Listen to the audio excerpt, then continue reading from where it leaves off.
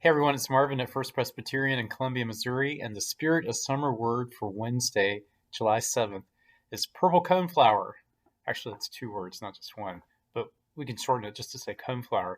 If you live here in Columbia, Missouri, I bet that you have seen coneflower blooming in lots of people's yards and in mass plantings at places of business. It's the time of the year for coneflower. It's a beautiful native wildflower. It's native to the eastern and central United States, but the biggest native concentrations are actually in the Ozarks of southwest Missouri, and I think they're really common in Oklahoma as well.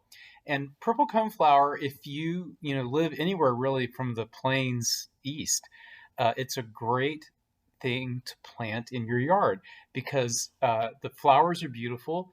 The seeds attract goldfinches, so you have this added beauty in your lawn and in your yard. And then also, coneflower is very versatile. It's not very picky. It's not very sensitive. It loves full sun, but it can tolerate some shade.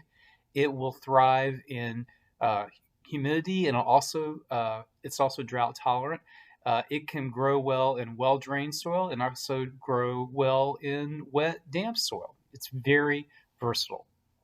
And when I was thinking about the versatility of coneflower, I was reminded of a verse in the Bible. It's in the New Testament in Paul's letter to the Philippians, to the church in Philippi, which was a Roman colony.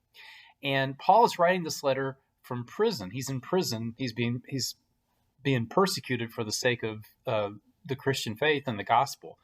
And the Philippians have sent him a gift in prison. And so he writes back to the church of Philippi and he talks about a lot of stuff. But then at the end of the letter, he gets around to thanking them for the present. And he says, not that I needed the gift, he says, because I've learned to be content with whatever I have. He's learned to be content in material abundance, and he's also learned to be content in times of want or in need. But so he's not thanking them because he needed the gift, but he is thanking them because he approves of their generosity and their willingness to share with him in his suffering in prison. And he doesn't really say how he learned to be content in a variety of circumstances, but I can only assume that there's something about the Christian life itself, the life of daily prayer, the life of service to others, a life of weekly worship, a life, even at times of suffering for Jesus Christ, even to the point of being imprisoned as Paul was here. There's something about the Christian life that breeds contentment, that allows contentment to take hold within us so that in a variety of situations, we find ourselves at ease and at peace and at rest. And so I want to invite you, if you are experiencing a season of dissatisfaction, if you are languishing, if you are discontented, or if you feel like maybe this pandemic, as it kind of peters out but still hangs on a little bit, has you feeling like you're at the end of your rope, to step out in faith and to follow Jesus Christ and to join with other Christians in the path of discipleship. There's something about this path, this way of life, that breeds contentment in the long run, makes us more resilient, to use a buzzword that we hear repeatedly, helps us to survive the challenges of life a little bit better. If you are already on this path, then I would invite you to kind of embrace the path with renewed commitment. So take some time today to think about how you can do that.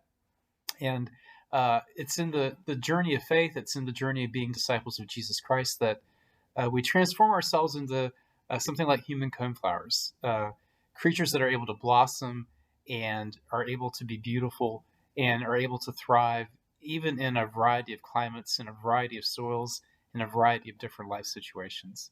So join us on the journey, or walk the path with greater intentionality, and see if we can't become more resilient and more versatile, and above all, more content, whatever life has in store for us. Take care, and we'll see you tomorrow.